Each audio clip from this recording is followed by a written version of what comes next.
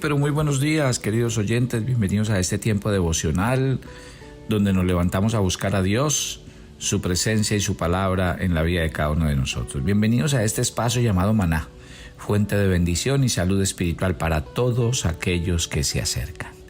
Gracias por oír y compartir nuestro tiempo devocional. Ya saben que está a disposición en inglés en nuestra página del SoundCloud. Estamos hablando de 1 Corintios capítulo 1 y entramos en los versículos 11 y 12 en un tema crítico que es el tema de las divisiones. Terminé la semana pasada diciendo que las divisiones tenían 3 connotaciones. La primera era el estilo y la predicación, hablando de la comparación que había entre Pablos y Apolos. Entremos a la segunda. Existía un segundo problema con respecto a la división de la iglesia de Corinto, y es que existía el problema de convertir la libertad en libertinaje. Mire que el énfasis de Pedro tenía que lidiar con las tradiciones y rituales de la iglesia, porque él era un apóstol de los judíos. Y algunos creyentes preferían que se hiciera más énfasis en las tradiciones y rituales y que se le diera menos importancia al énfasis de Pablo en la doctrina de la salvación y el andar diario de los creyentes. Y los dos grupos comenzaron entonces a parcializarse por los dos apóstoles y a formar grupos. Y un tercer aspecto es que existía el problema de los que aseguraban de ser de Cristo. Y ojo que estos no eran mejor que los demás. Se veían como si fueran demasiado espirituales como para el nivel de identificarse con otros. Y es probable que comenzaran a creerse los únicos cristianos verdaderos espirituales de Corinto. Aseguraban seguir solo a Cristo y negaban su necesidad de ayuda o de la vida en grupo y de comunidad. Mire que los corintios se consideraban tan avanzados en la madurez que les proporcionaban una posición privilegiada. Se creían jueces de otros, usurpando la autoridad de Dios, y se tomaban la libertad de juzgar a los maestros, dice este capítulo 1 en este mismo versículo 12. Recuerden que Mateo 7:1 dice: no juzguéis para que no seáis juzgados. Y el mismo capítulo 7 de Mateo en el 3 dice: ¿por qué miras la paja que está en el ojo de tu hermano y no echas a ver la viga que está en tu propio ojo? Avancemos, vamos a leer desde los versículos 13 al 16. Estamos en 1 Corintios capítulo 1. Sigue hablando el apóstol Pablo que el problema con los grupos que se armaban en la iglesia era que esos grupos generaban discordia. Y por eso él les dice en el versículo 13: ¿está dividido Cristo? ¿Fue crucificado Pablo por vosotros? ¿Fuisteis bautizados en el nombre de Pablo? En 3 preguntas cortas, Pablo muestra la naturaleza crítica de los grupos que causaban división. ¿Por qué? Porque estaban arremetiendo contra la persona de Cristo y de su señorío, contra la crucifixión y la muerte del Señor, y contra el bautismo y el mismo testimonio de los creyentes. ¿Por qué decimos que estas personas dividen a Cristo? Porque siempre creen tener la razón. Y por diversa que sea su posición, quieren hacer su voluntad. Y con frecuencia a cualquier costo. Las personas que arman grupos destronan a Cristo porque se erigen a sí mismas en el Señor. Se erigen en las personas que pueden juzgar a lo que está bien y lo que está mal en la iglesia. Una persona con esa posición trata de hacer lo imposible, trata de dividir a Cristo, de hacer a Cristo a un lado. Observe la pregunta que hacen las Escrituras: ¿está dividido Cristo? O sea, ¿hay parte de Cristo por acá en este grupo y parte de Él por allá en otro grupo? ¿Quién gobierna la iglesia? ¿Quién es el Señor? ¿Quién tiene el derecho de juzgar y decir lo que está bien y lo que está mal? ¿El Señor dentro de la iglesia o los grupos de la iglesia? Jesucristo no puede estar dividido. Solo hay un Señor. Solo hay una persona que se llama el Señor Jesucristo. Él no son 2 personas. Ni Él en su voluntad se puede separar de los grupos. Claro que no. Por eso Efesios 1:22 dice: sometió todas las cosas debajo de sus pies y lo dio por cabeza de todas las cosas a la iglesia. Está hablando de el Padre hacia Cristo. Y el mismo Efesios 4, en el verso 4 y 5, dice: un cuerpo, un espíritu, como fuisteis también llamados en una misma esperanza de vuestra vocación, un Señor, una fe, un bautismo. Tremendo, ¿no? Colosenses 1:18 dice: y Él es la cabeza del cuerpo, que es la iglesia, que es el principio, el primogénito de entre los muertos, para que en todo tenga la preeminencia. ¿Qué más podemos decir de los grupos que se estaban armando? Dijimos en primer lugar que dividen a Cristo, y en segundo lugar ellos mismos se elevan como salvadores. Y aquí dice que Pablo no fue crucificado por los corintios. Por consiguiente, él no fue el salvador de los corintios ni ningún otro grupo de creyentes. Si Pablo no fue el salvador, entonces ningún otro predicador ni ningún otro líder de un grupo es el salvador. Los creyentes no le deben su fidelidad a una persona. Ellos le deben fidelidad al Señor Jesucristo, y fue Jesucristo el que murió por nosotros. No los predicadores ni los pastores de las iglesias. Por consiguiente, ¿a quién estamos llamados a obedecer y cumplir la voluntad? Sino del Señor, que es el que murió por todos nosotros.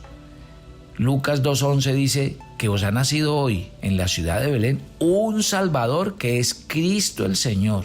Y Efesios 5:23 dice: porque el marido es cabeza de la mujer, así como Cristo es la cabeza de la iglesia, el cual es su cuerpo y Él es su Salvador. Más clara la Biblia no puede ser. Y el tercer aspecto relevante de las preguntas que hace Pablo en este versículo 13 es que ellos querían convertir a una persona o a las personas de la iglesia en seguidores de hombres. Y esto es trágico, porque un creyente genuino siempre se bautiza en el nombre del Señor, no en nombre ni del ministerio ni del pastor de la iglesia. Recuerde que en el bautismo el creyente confiesa que Jesús es el Señor y da testimonio de que se está comprometiendo a seguirlo. No le confiesa lealtad a ninguna persona, por grande y maravillosa que esa persona sea.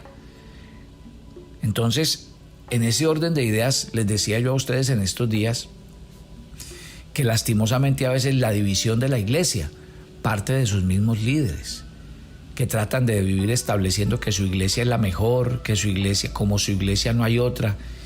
Y en ese orden de ideas ponemos a los mismos feligreses a pelear entre cuál es la mejor iglesia o cuáles son las características de las buenas iglesias y cosas por el estilo.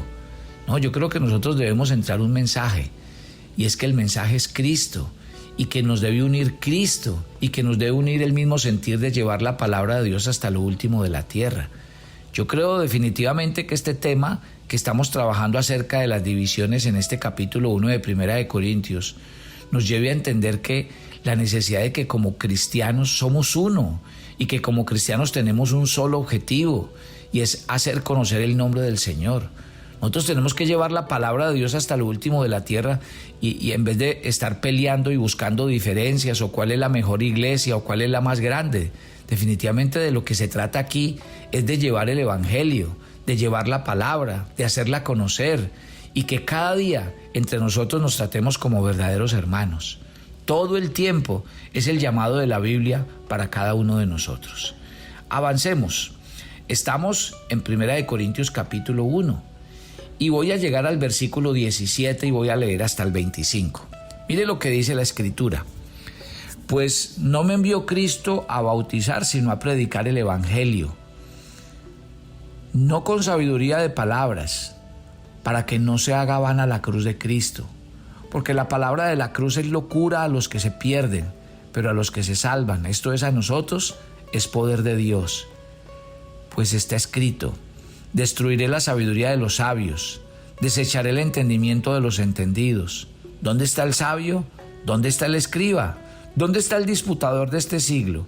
¿No ha enloquecido Dios la sabiduría del mundo?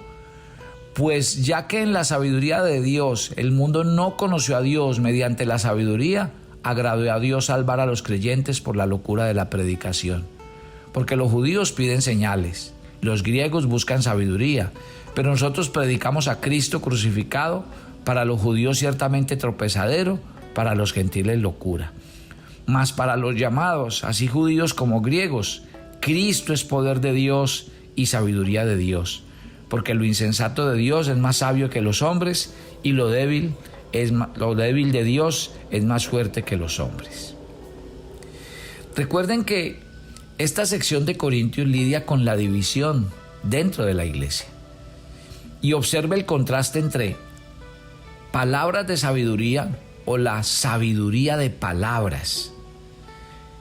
La cruz de Cristo, de la que está hablando el versículo 17, aquí está hablando de sabiduría de palabras en plural, insinuando diferencias y divisiones dentro de la comunión de la iglesia. La cruz de Cristo es singular, es una, lo que sugiere unidad del Espíritu.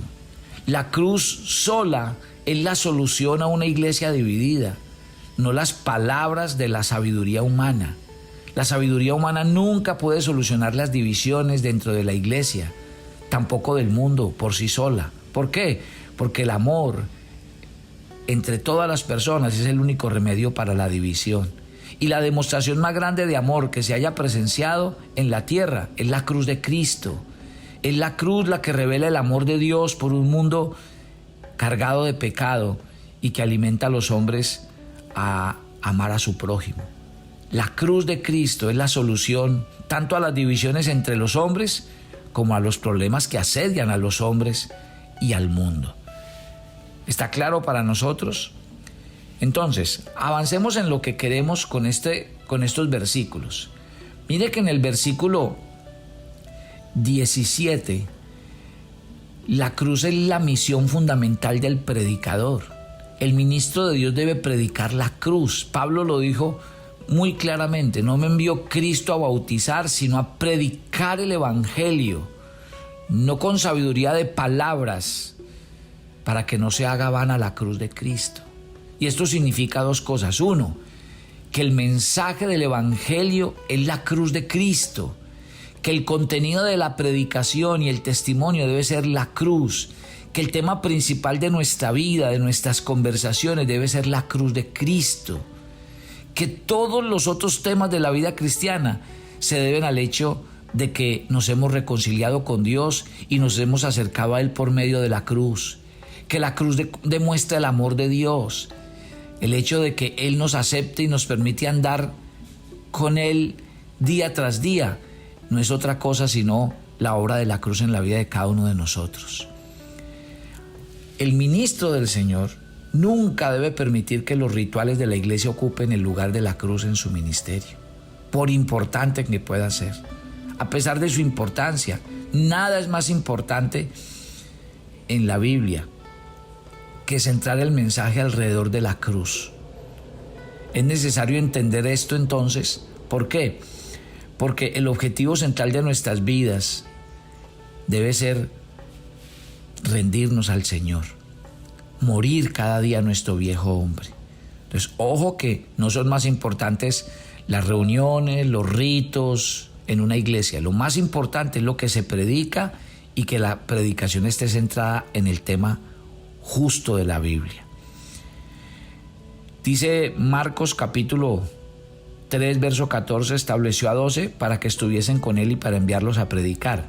Y en el mismo Marcos, en el 16, capítulo 16, verso 15, dice: y les dijo: id por todo el mundo y predicad el evangelio a toda criatura. Esa fue la orden dada a los discípulos.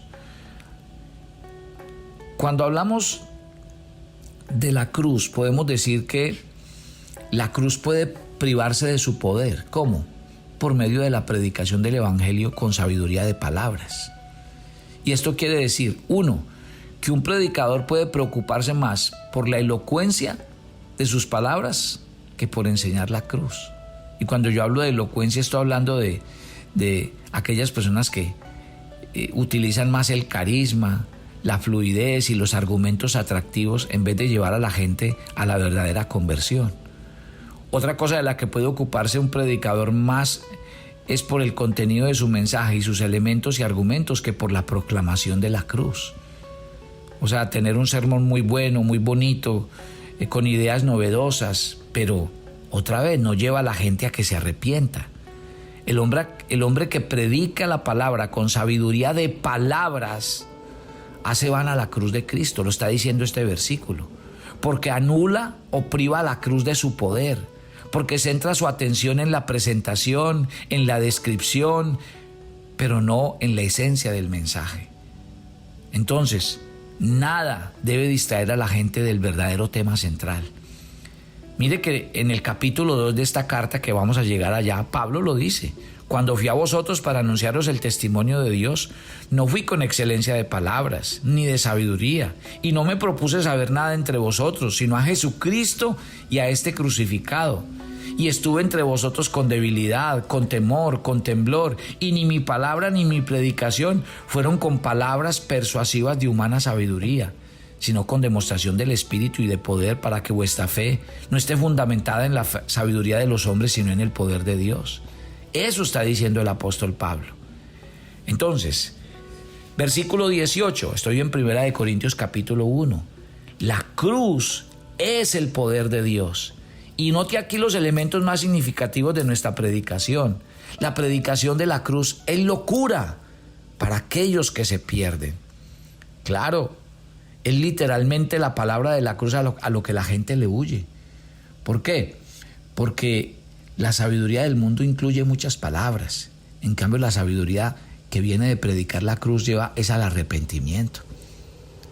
Los hombres del mundo no vienen a Dios por medio de la cruz de Cristo, que está en un estado de perdición. A los perdidos no les agrada el mensaje de la cruz, el mensaje de que el hombre es salvo por medio de un Redentor crucificado. A los perdidos no les agrada el modo sencillo en que se proclama el Evangelio. La predicación de la cruz entonces es el poder de Dios para aquellos que se salvan. Ningún otro mensaje en la tierra puede reconciliar a los hombres con Dios y ponerlos bajo su cuidado diario. La cruz puede darle a los hombres la seguridad perfecta del cuidado del amor de Dios. Así es. Entonces, mis queridos hijos de Dios, pónganle mucho cuidado a este elemento. Dios nos llama al verdadero y al genuino arrepentimiento. Versículos 19 y 20. La predicación de la cruz destruye la sabiduría de los hombres, enloquece la sabiduría del mundo. ¿Y cómo destruye la cruz y enloquece la sabiduría de los hombres y del mundo? Lo estudiamos el día de mañana en nuestro siguiente devocional. Padre, gracias por esta mañana.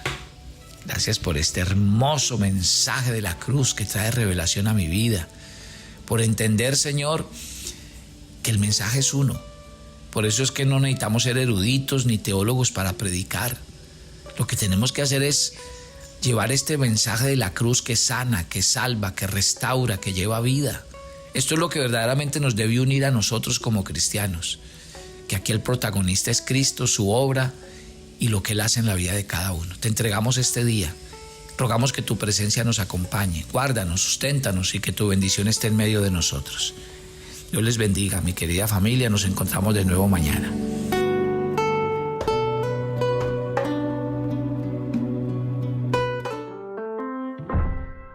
Toma tu agenda devocional Maná. El pasaje sugerido para la lectura en tu devocional personal el día de hoy es Hechos 8, del 4 al 8. Cuando el poder de Dios se manifiesta, suceden cosas maravillosas. Que tu intimidad con Dios sea tal que también se hagan milagros a través de tu vida. Te invitamos ahora a que respondas las preguntas que encuentras en tu agenda, que te llevarán a conocer cada vez más a Dios y crecer en tu vida espiritual. Y para confirmar tus respuestas, visita nuestra cuenta de Facebook, Devocional Maná.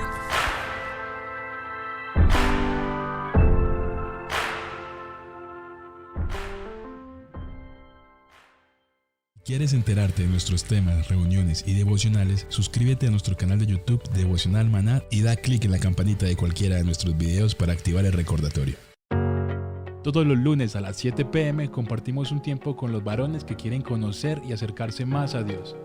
Conéctate con nosotros por nuestro canal de YouTube Devocional Maná. ¿Quisieras hablar con Dios en vivo?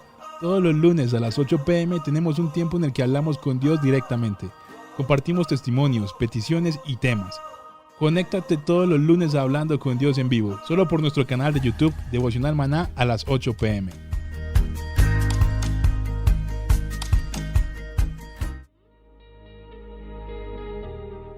El maná era diario. Se recogía muy temprano en la mañana. Cada uno recogía según su necesidad y se recogía por familias. Muy pero muy buenos días.